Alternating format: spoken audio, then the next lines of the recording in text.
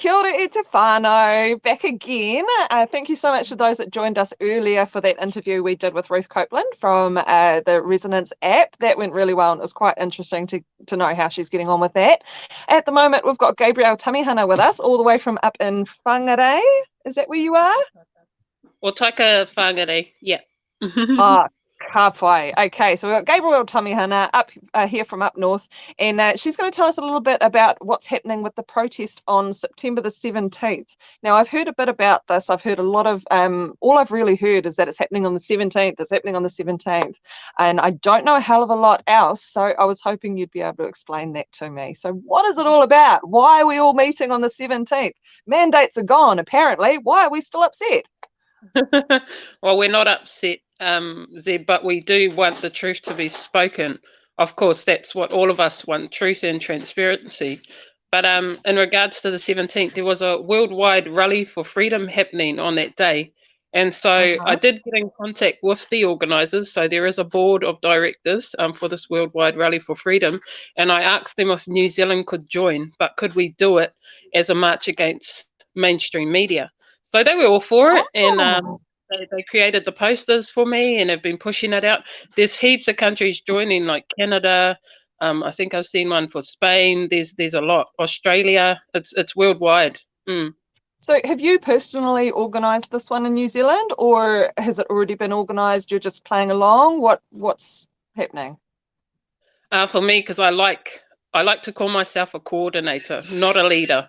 I don't like being called a leader because I don't want followers. I want everyone to be inspired to be their own leader and to lead with their own purpose. But as the head coordinator for New Zealand, yeah, we did put out the call to the rest of the country to ask who wanted to be involved, and Wellington has come on board. So Freedom Alliance down there has jumped in, and they've taken on the reins for Wellington.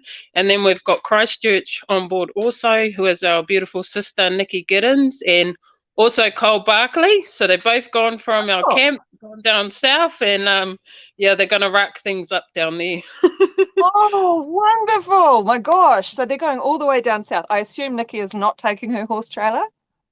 No, the Dabs in the taxi is still on campsite. So but she's down there at the moment, supporting a friend whose partner was not very well. So she went down there for that. But as soon as she knew she was going down south, she said, "Look, I can do Christchurch." So I said, "I knew you would."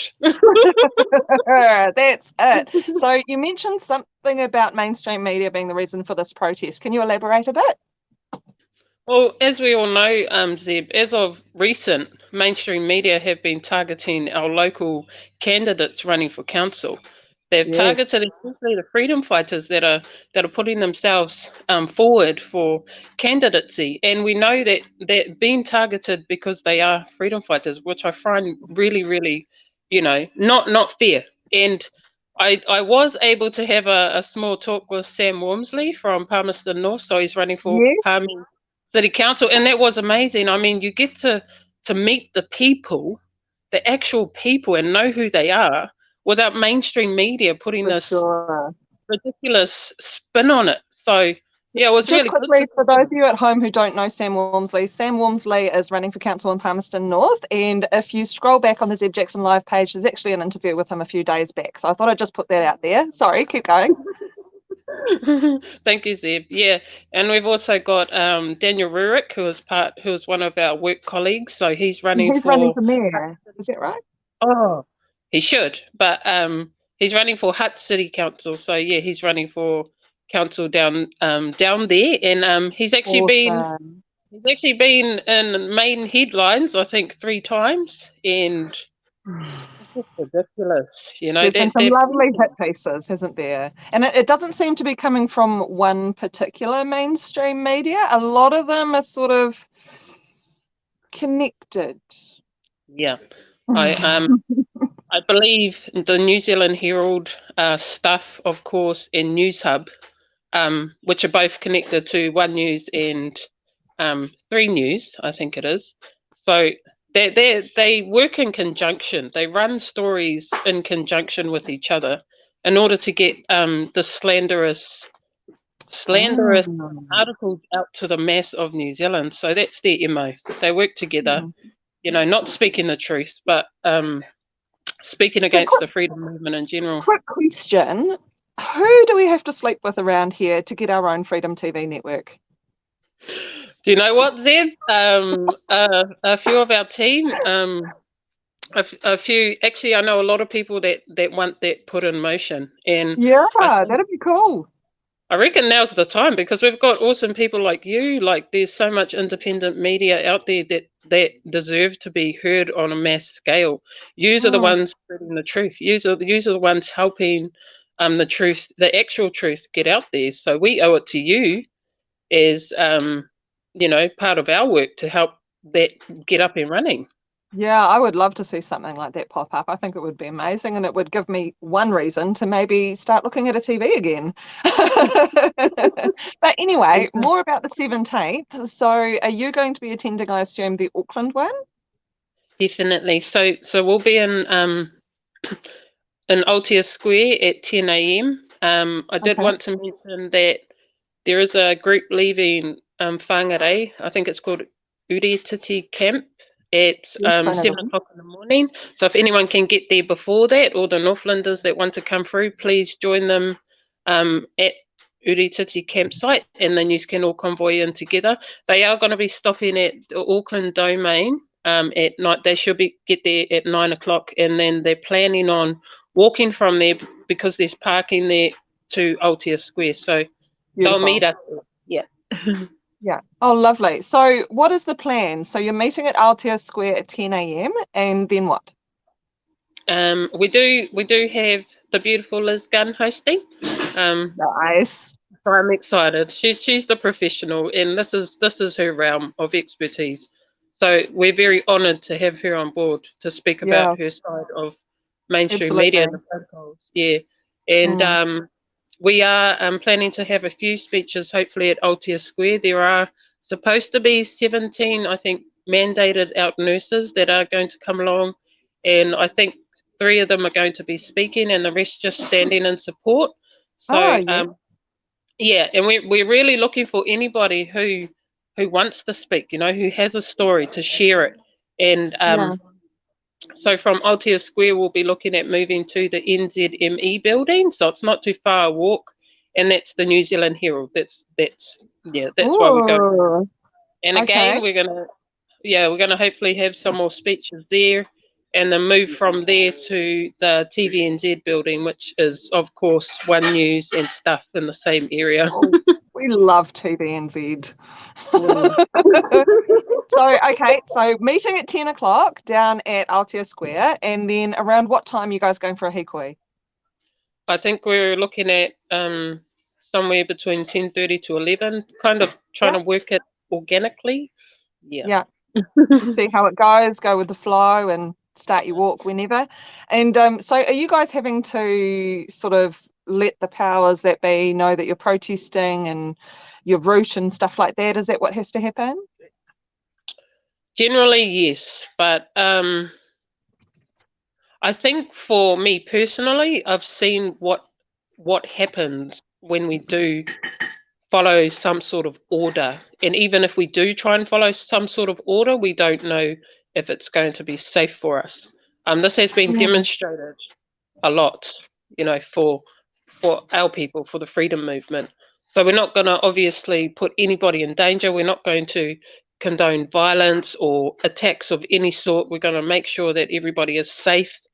We're going to read out a code of conduct, hopefully at the start, so people know that this is how we need to act. Anyone that acts out of this is not part of the march, and they need to exit themselves. Yeah. So after TVNZ, hikoi back to Aotea Square, is that right? Yeah, we haven't actually gotten that far, Zeb. Thank you for bringing that up. But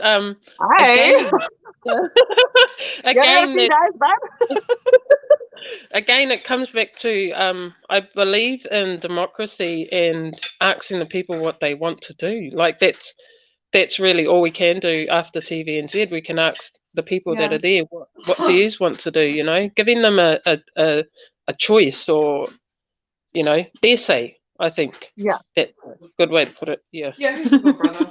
Yeah, I mean, I don't know how, I mean, I would love to be there, but unfortunately I'm not attending. But if I were attending, I would love to just see everyone get together afterwards for a bit of networking and a bit of social, just chatting, stuff like that, especially when a lot of people have sort of traveled to get there. It's so nice to see everybody together. But yeah, looking forward to seeing what does roll out and what does happen at this event. I'd be really interested to hear what these nurses are coming to say when they have their talk. So from what I'm told, nurses no longer have to be vaccinated to work as a nurse now, or yeah, I haven't been following it totally, Zeb, and I've heard that they still have to wear masks, so I'm aware of that, the health workers, but well, that's what I believe. But I don't think the ones that have been mandated can get their jobs back so easily. Like the government's making out like, oh, everything's okay now. You just can lay off. But when it comes to the COVID-19 Public Health Response Act and the amendments, this is what we need to take note of, because without this legislation being taken out, they can easily put back whatever they've just removed, like no mask, mandates are dropped. If anything happens, they can just reinstate it almost instantly. Another question, slightly off topic, but I'd still love to hear your opinion. To all those people who are out there saying, guys, mandates are gone, it's over, why are you still making a big fuss about stuff? What is your problem? What's your response, Gabrielle? My response is the truth is still not being spoken, Zeb. Our vaccine injured are still not being heard. They're being pushed aside. They're being told it's not what you think it is. It's insulting to these people who were, healthy before the so-called vaccine and are now in wheelchairs. Like this is not just a coincidence. And so for these people, we still need to make sure their voices are heard. We need to make sure that mainstream media is speaking the truth, which they are not. They are not. They're controlled. And so once all of this is sorted, which I personally don't believe that's the government's agenda is, it's not to tell the truth, that's for sure. But we can aim to sort of not force them, but bring about a solution that will hold them accountable, and hopefully they start telling the truth. Right now they're not, so we're not giving up. No way, not even close. Yeah, that sounds really cool. What you've managed as a coordinator in the whole of New Zealand, what you've managed to get sorted. And this isn't your first rodeo, is it, Gabrielle? It's not your first rodeo organising things. So I guess you're sort of getting a lot more experienced in a coordinator sort of role without actually being employed. Before I worked full-time in the freedom movement, Zeb, I'd done stuff back home that was not paid work, but it was for our community to make it better. So I did do a lot of mahi back home, so I am experienced in it. But the thing with me is I was always in the background because I hate the microphone. I hate doing interviews. I hate my face being out there. But I was like, after the last 6 months, 7 months, I need to get my face out there. This is a matter of I need to have my voice heard too. That's how I feel. Yeah, exactly. And for people like me, interviewing yourself, it's good to hear it straight from the horse's mouth without using the word horse, to get it straight from the person rather than hearing from others. So I really, really am appreciative that you are a bit more comfortable nowadays coming on the live streams. I was just talking to Gabrielle off screen earlier, Whānau, just about how far she's come. I remember the first time I interviewed Gabrielle on Zeb Jackson Live, and oh my God, she was the biggest mess of nerves. She just about didn't do it. It was so close. But oh, babe, I'm so proud of you. You're doing amazing. Thank you, Zeb. I feel vulnerable, I think, but I'm so confident when I'm speaking to people face to face because it's Yeah. different. But when I come on, because I know others are watching me, so I know, oh my gosh, there's going to be so much people watching. I might say the wrong thing, so I'm just very careful of what I say too. Well, Yeah, one of the things that really helps me is the fact that if you're speaking the truth, you don't have to worry about remembering or forgetting things because the true. truth just comes out. And, Yeah, if you're trying to remember other facts and, misinformations and stuff, then, it just doesn't happen naturally and organically like it is right now. So, yeah. that's great. And That's yeah, what I'm afraid of too, Zeb. Because anything can come out, so I'm like, please don't say anything that's, you know. oh, the intimidation of live streams, far no. Yeah. Oh, ka pai, all right. So this is sounding really good. So the 17th is in what, 3 days? Yeah. 3 days. So I know this has been planned for a little while. I know there's some whānau out there who are going to say to me, oh my God, 3 days notice, what the heck? So apologies for that. I do know it's been in the planning process for a while. And I'm really looking forward to seeing what happens. So is anyone going to be live streaming on the day that we can watch out Well, for? I've heard. I know. Well, I'm hoping that we can live stream in with you. We could Yeah, definitely that would get be great. somebody, yeah, to specifically make sure they're available for you, Zeb, on the Saturday in Auckland. I think I heard that Phil's going down to Wellington, so I know he could probably definitely tune in from there, and then I'll have to find someone from Christchurch. But I know Nikki or Kyle. As soon Yeah, there as you go. like, get on, Zeb wants you. Come in, Nikki. No Yeah. way out of way. Yeah. No, all good. So now we know what this protest is all about. It's about, addressing mainstream media for non-truths that they've been putting out there, and Yeah. also these hit pieces, which it's just totally unnecessary. I mean, okay, these people have been through an experience of, the freedom world in New Zealand, an experience that these other people haven't experienced, and they're singling them out and putting them under little umbrella names like anti basically everything. Mm. And they need to be answerable for that, because Yep. it's not okay. Just Well, make they things up haven't had and print them out. yeah, they haven't had a Oh, right to reply. That's the thing. And when I did watch that interview with Paula Penfold, I think her name is, she said in the interview, I don't want to give them a right of reply. But as a journalist, you should. That's part of exactly. your code. It's part of your code to get both sides of the story, or it's just gossip. So And that's I think. exactly what it is. It's Mm, one-sided narratives that are coming out, and they're not taking into account at all the other side. Which, yeah, yes. you're right. You're spot on. That's not what journalism is. Journalism is a balance of information. It's when you collect all sides of the stories, put it together, and that's what you're left with.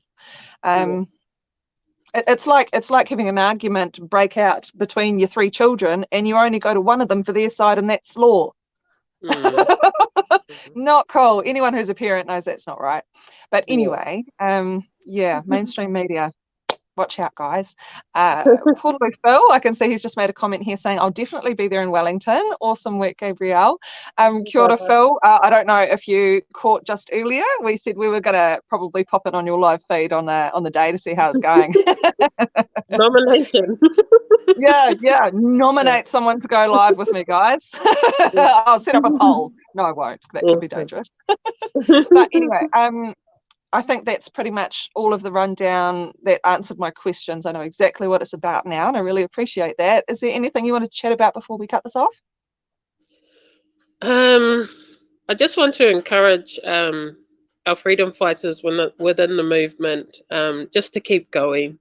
I know a lot of people are going through mental distress at the moment, emotional distress. I just feel like right now we all need to stay connected. Mm, Don't take things too harshly.